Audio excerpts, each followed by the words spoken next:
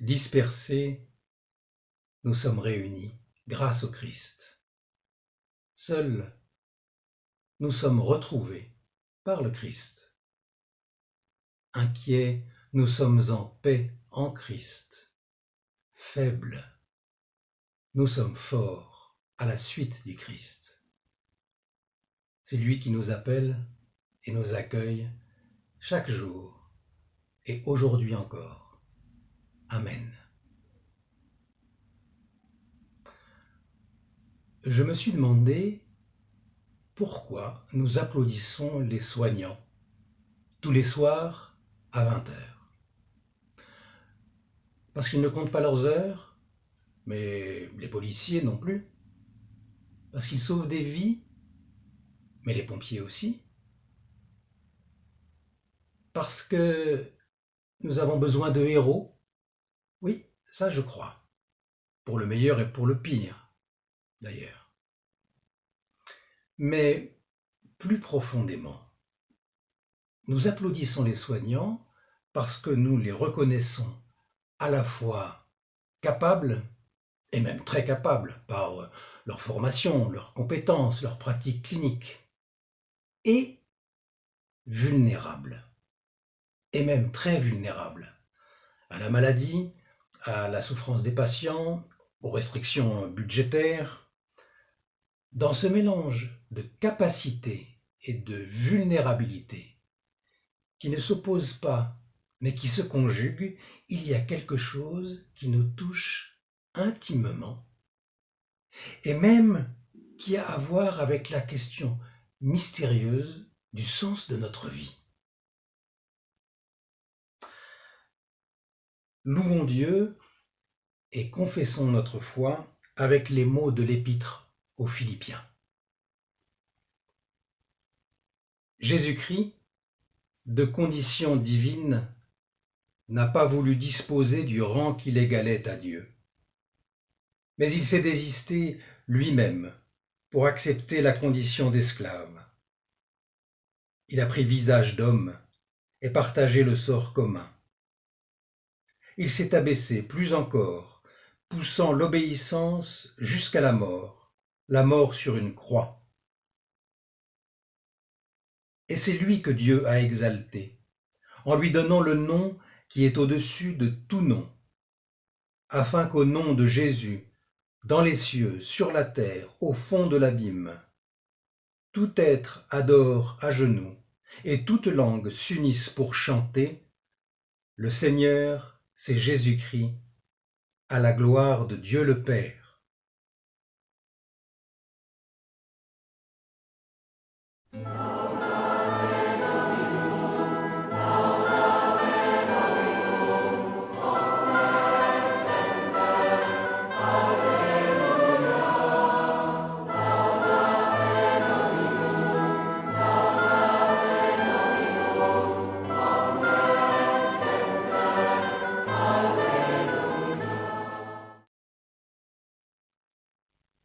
Je crois en Dieu, le Père Tout-Puissant.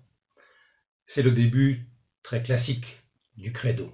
Je dis très classique parce que la toute-puissance d'une divinité, c'est l'arrière-plan, c'est le point de départ de toute religion. Mais ce que nous venons d'entendre raconte une toute autre histoire. L'histoire d'un Dieu crucifié. C'est-à-dire d'un tout-puissant, si l'on veut, qui devient la figure même de l'impuissance. L'histoire d'un Dieu totalement capable, qui choisit de devenir totalement vulnérable. Non pas temporairement, mais définitivement. Comme on le sait, Jésus ressuscité garde les mains percées du crucifié. Cette histoire de Dieu crucifié, si on la prend au sérieux, suscite effroi, bouleversement, quelque chose comme un scandale, comme le dit l'apôtre Paul lui-même. Pourquoi ? Parce que ce renversement va complètement à rebours de nos propres logiques. Nous valorisons les capacités, et nous les opposons à la vulnérabilité. Regardons-nous. Nous sommes devenus extrêmement exigeants quant aux capacités. Rien d'étonnant d'ailleurs, dans un monde où la logique de la performance et de la performance quantifiée est devenue la mesure d'à peu près tout. Nous attendons d'un fournisseur, d'une entreprise, d'un service qu'ils soient en capacité de tenir leurs engagements quoi qu'il arrive. La capacité à tenir les délais en particulier est devenue une question majeure dans une économie complexe qui fonctionne autant qu'elle le peut à flux tendu. La démarche qualité s'est introduite partout. La flexibilité, rebaptisée agilité, est un maître mot du management. Nous notons, à coups d'étoiles, les commerces, les artisans, les services, signalant ainsi aux autres leur plus ou moins grande capacité à nos yeux. Et si une capacité annoncée n'est pas honorée, nous considérons cela non seulement comme un raté, mais de plus en plus souvent comme un préjudice. Et le contentieux, voire le procès, pointe le bout de son nez. En ce moment même, les polémiques à propos de la gestion de la crise sanitaire tournent autour de la capacité ou de l'incapacité du gouvernement à y faire face. Le vrai pro, en somme, celui qui est fiable et reconnu, c'est celui dont les capacités ne sont pas prises en défaut. C'est celui qui sait tenir à distance, en toutes circonstances, ses vulnérabilités, qui sait les neutraliser. Car un point vulnérable, c'est un point faible.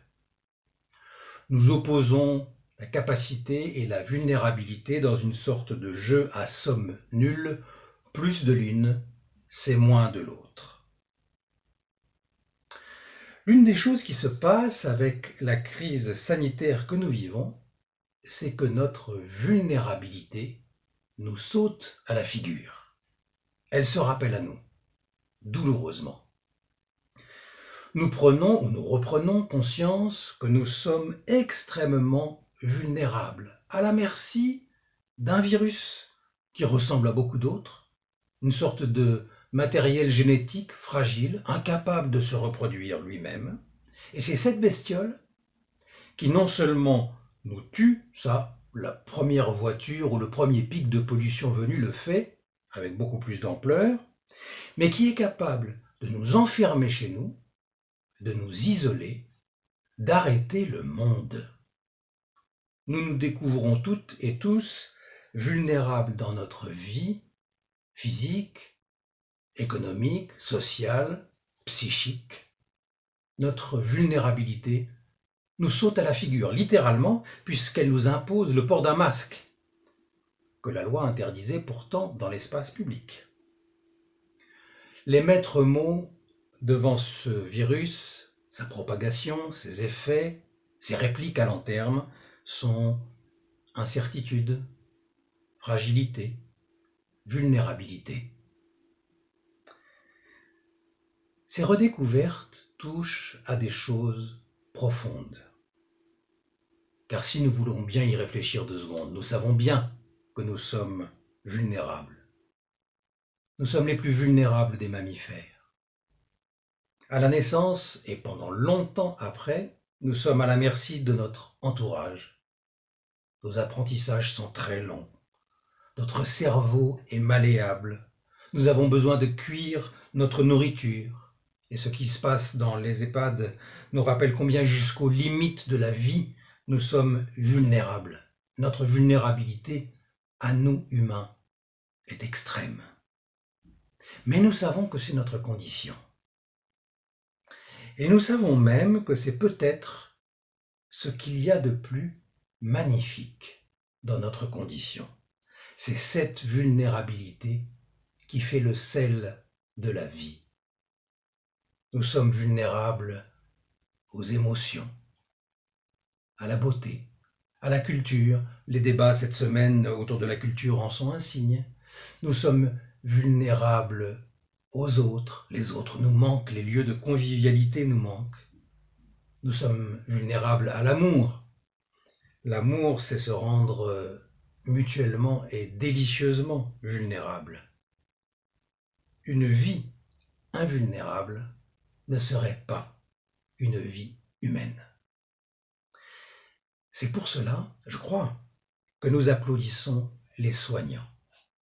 Nous leur exprimons notre reconnaissance, c'est-à-dire que nous leur disons merci et que nous avons envie de nous reconnaître en eux. Eux qui, justement, n'opposent pas capacité et vulnérabilité.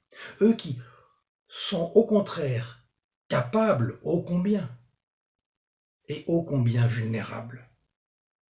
Contrairement au simplisme dans lesquels nous baignons, capacité et vulnérabilité ne s'opposent pas, mais se conjuguent chez eux. Et nous voudrions que ce soit le cas aussi chez nous, dans notre propre vie, pour que nous soyons plus et mieux humains. Comment faire alors pour se placer dans une dynamique de bonne vulnérabilité qui nous rendrait plus vivants, mieux vivants? Je vois 3 étapes ou 3 clés. D'abord, pour qu'elle ne soit ni mièvre, ni surtout dangereuse, il faut mettre la vulnérabilité en mots. Il faut de la parole mutuelle. Il faut une réciprocité exprimée. Oui, je suis et je me reconnais vulnérable devant toi. Et toi, je te reconnais, tu es vulnérable. Il n'y a pas de vulnérabilité dynamique pour la vie si elle n'est pas dite, parlée. Ensuite, il faut reconnaître que chacune, chacun est singulier. Notre vulnérabilité n'est pas une sorte de coefficient uniformément réparti. Elle est propre à chacune, à chacun. Elle dépend de mon histoire, de ma situation, de mon âge, de mes expériences, des circonstances, des contraintes qui s'imposent à moi. Nous sommes plus ou moins vulnérables et surtout différemment les uns des autres. Et cette singularité est irréductible. Enfin, il faut faire quelque chose de cette vulnérabilité pour qu'elle devienne dynamique, en la laissant être source de bienveillance. Un mot qu'il est de bon ton de trouver bisounours, n'est-ce pas? Mais dont nous savons parfaitement, vous et moi, chacune et chacun, qu'elle est au sens propre, vital. Une vulnérabilité donc source de bienveillance, de sympathie, de compassion. Alors, la vulnérabilité devient dynamique, car elle mobilise en nous des capacités nouvelles. Elle ouvre à des possibles qui jusque-là semblaient impossibles.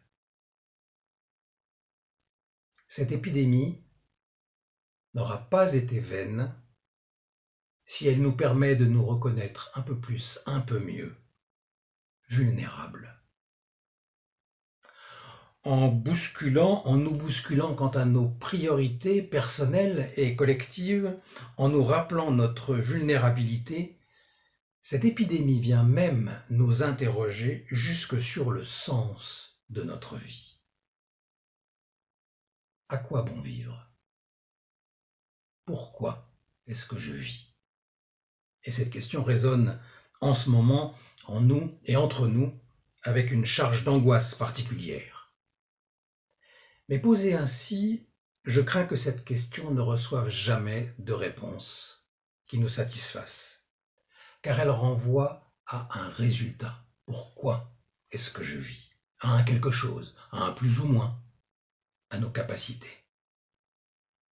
La question féconde n'est pas tant, me semble-t-il, pourquoi est-ce que je vis, mais pour qui est-ce que je vis?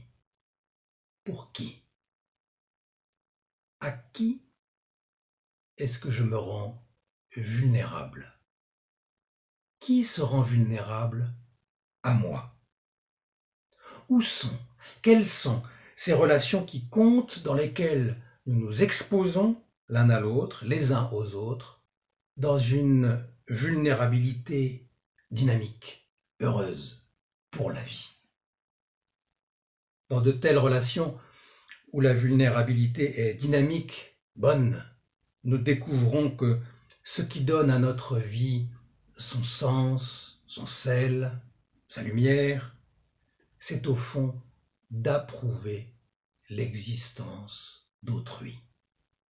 Oui, il est bon que tu sois là. Il est bon que tu sois vivant. Et de voir mon existence approuvée par autrui, qui nous dit « Oui, il est bon que tu sois là.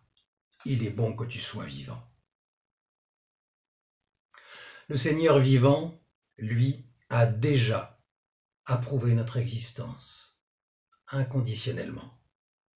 Il s'est rendu vulnérable, totalement, pour nous aimer entièrement, sans retour, par grâce, avant toute autre considération. Et pour nous appeler à l'aimer, à nous rendre vulnérables à lui, et par lui, les uns aux autres. Il nous dit, il te dit, n'aie pas peur, je t'appelle par ton nom, je suis avec toi. Prions.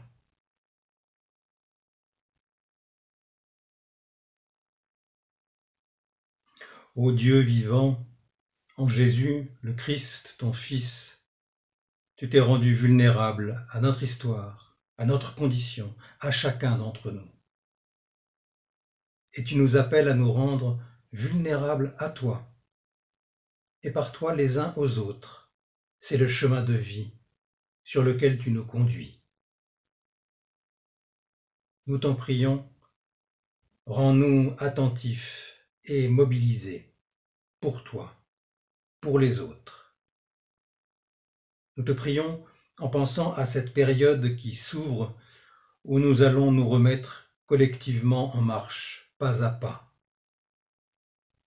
Nous te prions pour toutes celles, tous ceux qui se rendent vulnérables aux autres et qui mettent leur capacité à leur service. En particulier, nous te prions pour les enseignants, les soignants, les assistants de vie, les aides à la personne. Nous te prions pour les élus, les maires, le gouvernement. Ce n'est pas l'autre qui est une menace, c'est le virus dont il est, dont je suis peut-être porteur. Garde-nous dans la bienveillance les uns pour les autres. Éclaire-nous et accompagne-nous dans cette tâche de rendre le monde plus humain. Avec ton Fils, ensemble, nous te disons, notre Père qui es aux cieux, que ton nom soit sanctifié, que ton règne vienne, que ta volonté soit faite sur la terre comme au ciel. Donne-nous aujourd'hui notre pain de ce jour. Pardonne-nous nos offenses, comme nous pardonnons aussi à ceux qui nous ont offensés. Et ne nous laisse pas entrer en tentation, mais délivre-nous du mal. Car c'est à toi qu'appartiennent le règne, la puissance et la gloire, au siècle des siècles. Amen.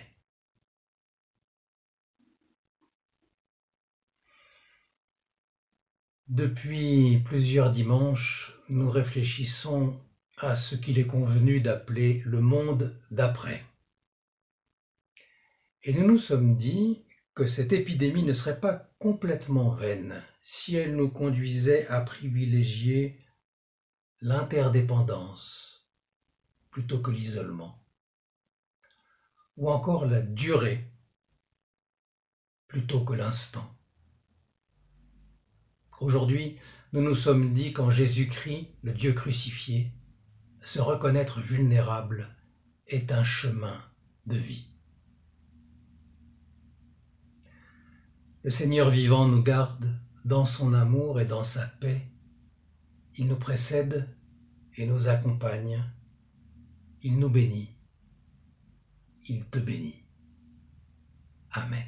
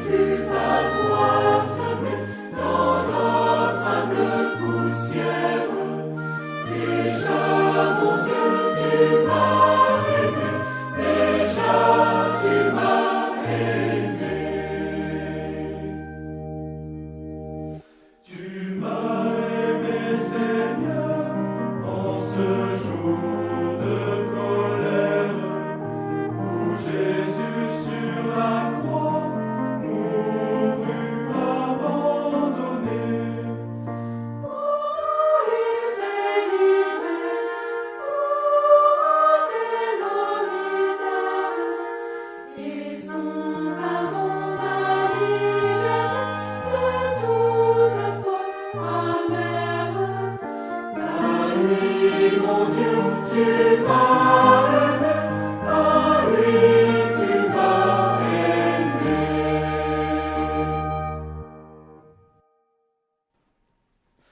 Tu m'as aimé, Seigneur, le jour où, pour ta gloire, Jésus est apparu, vivant, ressuscité.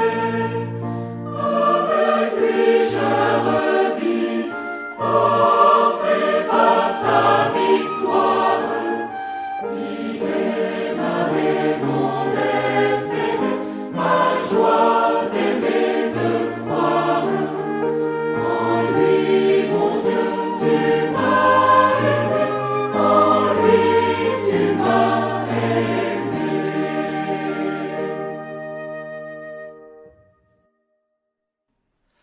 Tu m'aimeras toujours, ni la mort, ni le monde ne peut me séparer, mon Dieu, de ton amour. Où le mal abonda, ta grâce surabonde.